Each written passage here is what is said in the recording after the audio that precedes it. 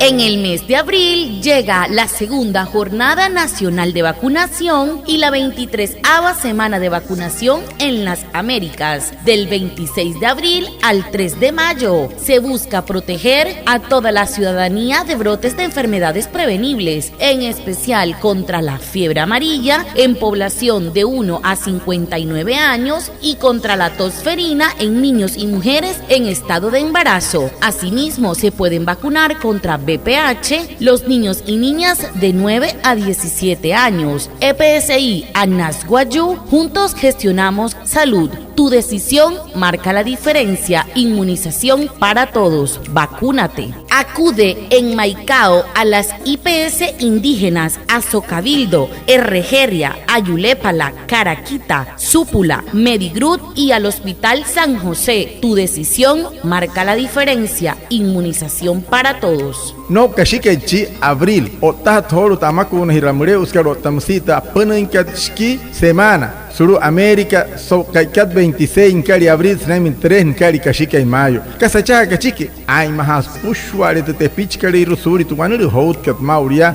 para hanare muito fiebre amarilla munakat nanai hena ho uyu ekwane ne huya snaime araiski me kiet sarmen huya otamsis purto coach kanana te pichkano tahiyeyu eke puonno musi mauria ya makunas purto BPH mnaka purhiyeyu tatoroyu hanai me kiet tren poro karat shmuya senoi kite EPS karhumoi wane wairuku soto hai yakano to wayakana chaha irashiwa kwa pura ana rut kapa IPS caso cabildo ayure para Caraquita Herregeria supura guayu otamsis rupitat ka San Jose soto hai yakano to wayakan achaha irashiwa kwa pura ana